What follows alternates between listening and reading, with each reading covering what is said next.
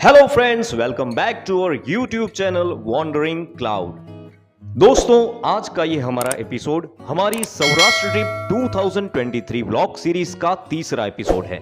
इस vlog series के last episode में हमने जूनागढ़ के गिरनार पर्वत पर आए हुए प्राचीन अंबाजी माता मंदिर के आपको दर्शन करवाए थे और इस प्राचीन अंबाजी माता मंदिर तक हम पहुंचे थे जूनागढ़ के रिसेंटली कंस्ट्रक्टेड गिरनार रोपवे से।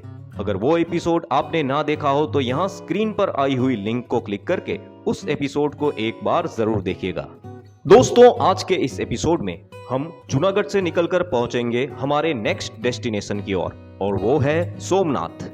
जूनागढ़ से ट्रैवल करके हम करीब 11:30 बजे सोमनाथ पहुंच गए और सोमनाथ पहुंचते ही यहाँ आसपास आई हुई देखने लायक जगहों को विजिट करने के लिए हम निकल पड़े। सबसे पहले हम पहुंच गए सोमनाथ मंदिर के नजदीक ही आए हुए श्री लक्ष्मी नारायण मंदिर की ओर, जो दक्षिण भारत स्थापत्य शैली का एक सुंदर उदाहरण है। इस मंदिर की स्थापत्य कला अति सुंदर और भव्य है।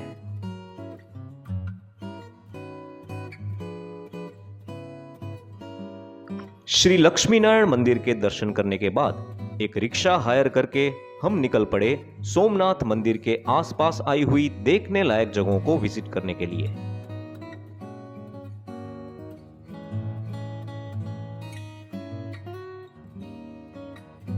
इस सफर का हमारा सबसे पहला स्टॉप था भीड़भंजन महादेव मंदिर और पास ही में आया हुआ बाणगंगा नामक स्थल।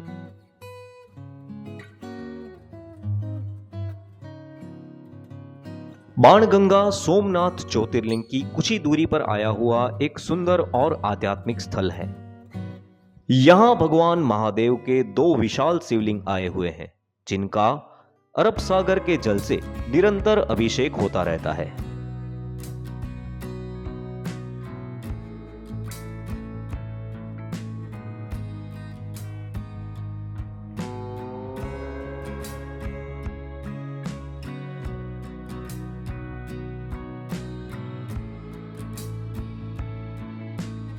बाणगंगा से निकलकर आगे बढ़ते हुए हम पहुंच गए हमारे नेक्स्ट डेस्टिनेशन, जो था श्री भालका तीर्थ।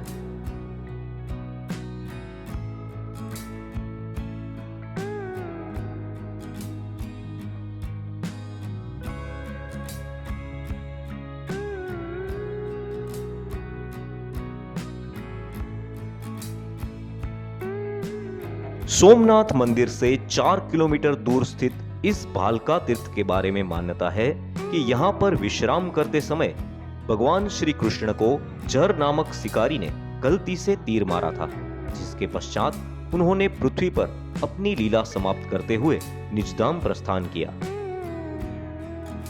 श्री सोमनाथ ट्रस्ट द्वारा प्रबंधित इस स्थान को एक भव्य तीर्थ स्थल के रूप में विकसित करने की योजना पर कार्य चल रहा है।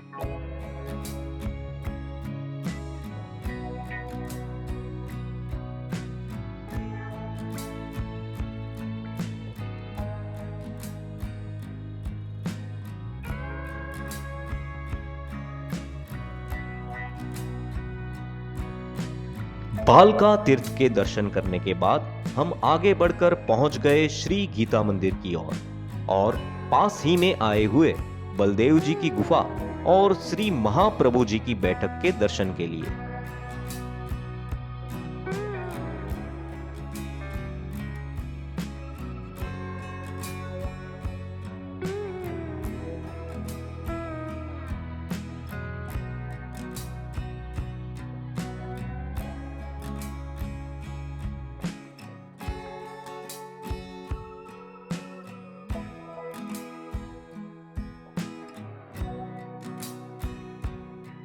ये तीनों स्थल एक ही जगह पर स्थित हैं।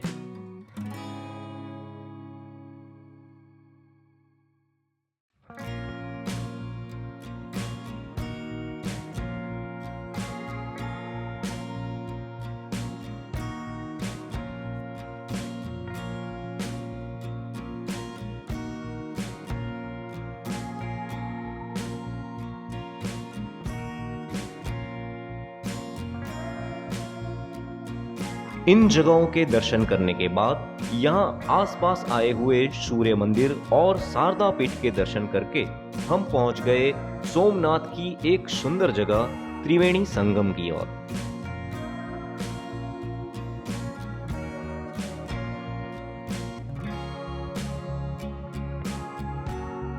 त्रिवेणी संगम घाट पर हिरन, कपिला और सरस्वती इन 3 नदियों का संगम होता है। यहां से ये तीनों नदियां पश्चिमी तट पर आए हुए अरब सागर से मिलती हैं। हिंदू धर्म में इस त्रिवेणी संगम घाट को अति पवित्र माना जाता है। त्रिवेणी संगम घाट पर अद्भुत और अलौकिक आध्यात्मिक आनंद का अनुभव होता है। त्रिवेणी संगम घाट से आगे बढ़कर हम पहुंचे श्री राम मंदिर की ओर। श्री सोमनाथ ज्योतिर्लिंग की कुछ ही दूरी पर आया हुआ ये श्री राम मंदिर एक सुंदर और अति भव्य मंदिर है। इन सभी दर्शनीय स्थलों को देखने के बाद हम पहुंच गए श्री सोमनाथ ज्योतिर्लिंग मंदिर की ओर। भगवान महादेव के 12 ज्योतिर्लिंग में से सबसे प्रथम श्री सोमनाथ ज्योतिर्लिंग के हमने दर्शन किए और यहाँ की भव्य संध्या आरती का भी हमने लाभ लिया।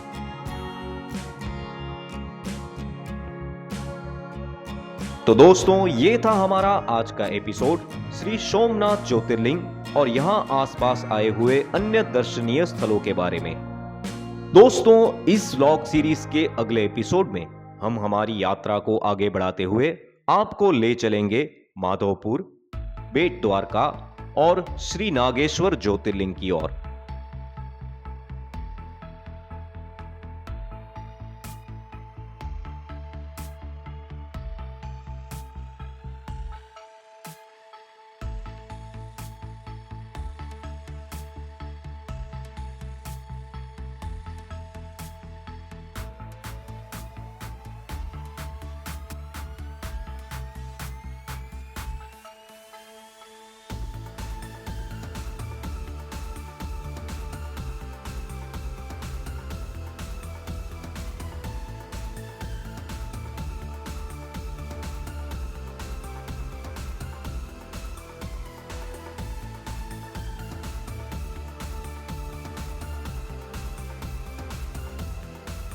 तो दोस्तों, ये नेक्स्ट एपिसोड देखना बिल्कुल मत भूलिएगा। तो मिलते हैं अगले एपिसोड के साथ। तब तक के लिए आप सभी को जय हिंद और जय जय गरवी गुजरात।